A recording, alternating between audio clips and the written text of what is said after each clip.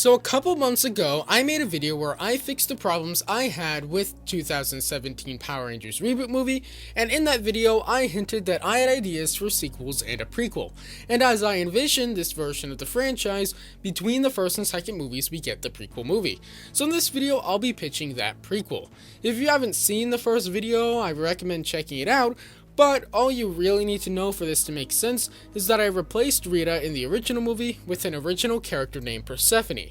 That's revealed at the end of the movie to actually be a follower of Rita during a cosmic war that ravaged the universe millennia ago, and were the reason behind the creation of the first team of Power Rangers. Goldar was changed to an Ectomorphicon, a sort of bootleg Zord created by the other side of the war once they had access to the Morphin Grid when Persephone betrayed her fellow Rangers and joined their side.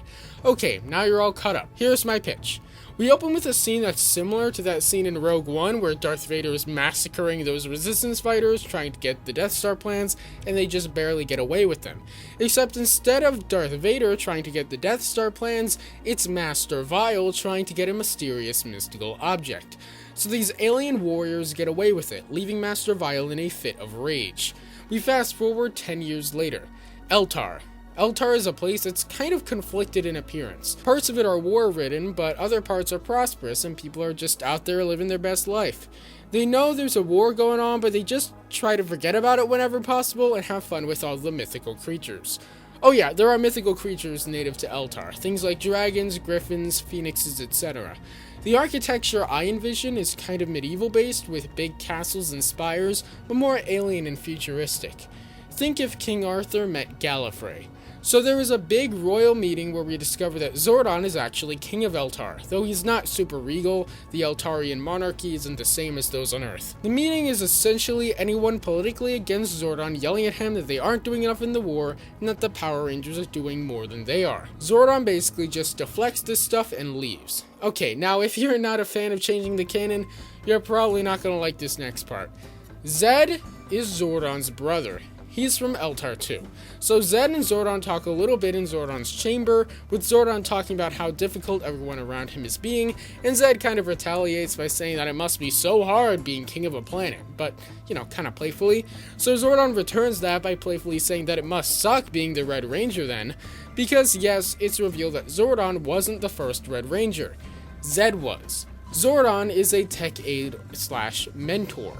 So then enters Persephone. But she's nice.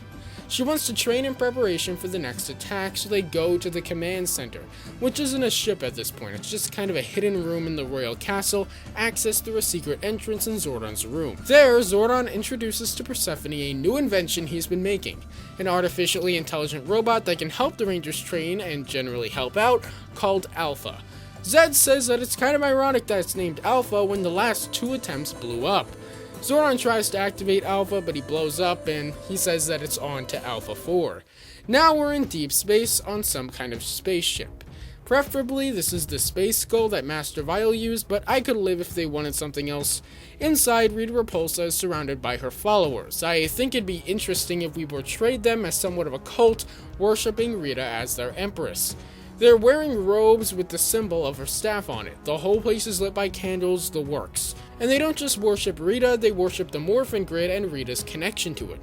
Rita has a small connection to the Morphin Grid, though not as big as the one a Ranger has. Basically, if she concentrates, she can use rituals and incantations to use the Morphin Grid to manipulate the environment around her. This is essentially the in-universe explanation for Rita's magic. This cult, which calls itself the United Alliance of Evil, believes that control over the Morphin Grid is the key to ruling the universe. Its members include Goldar, Rito, Scorpina, and Finster, but also villains from other factions that have allied themselves with the United Alliance of Evil. Rygog, Ecliptor, Prince Gasket, really any aliens from the show that they don't have any plans for can be a part of this cult. So we find out that 10 years ago, Master Vile was trying to get a hold of some kind of item unknown to the rest of the cult. This item, referred to mythically as the Corona Aurora, was this universe's tether to the Morphin Grid. The Morphin Grid isn't a physical thing, it's a biofield within the fabric of the multiverse. But in each universe there's an item that is that universe's tether to the Morphin Grid. The power coins were made by Zordon with a connection to the Corona Aurora, not really to the Morphin Grid itself. Zordon prevented Master Vile from using it, and they believe that Zordon has it hidden somewhere on Eltar. And Master Vile died in the war a long time ago, so they don't have any more information on it. Luckily, their newest member might be able to help them find it. One of them pulls down the hood on their robe and reveals themselves as Persephone. I figure it's probably a bad idea to try to make Persephone becoming evil a big twist halfway through the movie, since everyone already knows she's going to be a villain, so I figured it's a good idea to show it pretty early on. And that's the first 10 minutes or so of the movie. Before I go on, I'd like to give a little shout out to my Buy Me a Coffee page. Head on over to buymeacoffee.com/ColeHershowski to donate a little money to the channel. If you do, it's greatly appreciated, though obviously you're under no obligation to. Again, that's buymeacoffee.com/ColeHershowsky. There'll also be a link in the description and on the channel page. So I don't want this video to be super long, so I'm just going to give you the Wikipedia summary of the plot. So the next day, shortly after Zordon successfully activates Alpha 4, is the first Ectomorphicon attack. The Rangers summon their Zords and fight. So their Zords are actually the Thunder Zords. Remember how I said that there were mythical creatures that inhabited Eltar? Well, just like how later the Zords created on Earth would mimic the dinosaurs, the most powerful creatures on the planet, these Zords made on Eltar are based off the most powerful life forms on Eltar, these mythical creatures. So they're just barely able to beat this thing, mostly because it's the first model. Weirdly, during the fight, Persephone is nowhere to be seen. That's because she's actually at the command center, looking around and asking Alpha 4 where the Corona Aurora is, though Alpha isn't being very helpful. This draws suspicion from some of the rest of the team when they get back, but Persephone just leaves with Zed after brushing it off.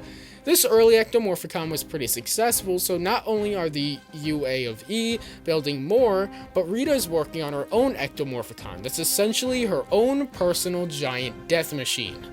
She calls this weapon Serpenterra. So the first half of this movie involves the Rangers fighting these Ectomorphicons and Persephone acting as a secret agent for Rita. Then at the halfway mark, Rita practically annihilates the Rangers in battle with Serpenterra. The only thing stopping Rita from winning is that Serpenterra ran out of power, so Rita starts trying to find a new power source for it. She then discovers that there's a very powerful power source called the Zeo Crystal in a temple on Earth's moon. Yes, this is the real Zeo Crystal, not whatever was in the 2017 movie. By the way, to anyone who hasn't seen my first video, I took the Zeo Crystal out, so this doesn't contradict that. Her army leaves Eltar for Earth, with Persephone revealing to the other Rangers that she's been working with Rita before she leaves.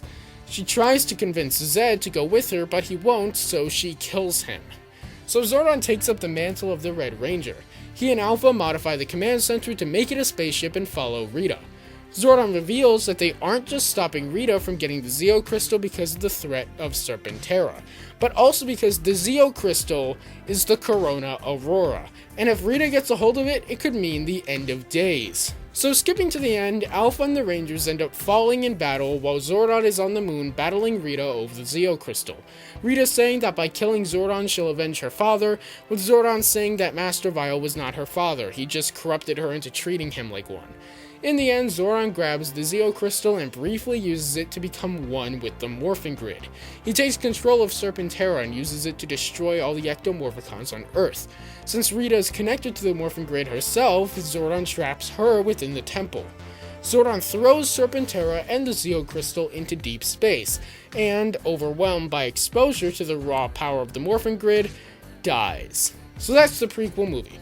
If you liked it, leave a like and let me know in the comments. Eventually I will get around to pitching sequels as well, so stick around. I wish I had time to flesh things out a little more, talk about the relationships between the characters further, and the Rangers besides Zed, Zordon, and Persephone, but that's all the time we have for today. Time is running out for you to vote on my 100 subscribers special, so go over to that video in the card above for that. That's all I have for you today, so don't forget to subscribe for daily videos on the franchises you love, and I'll see you tomorrow. Bye.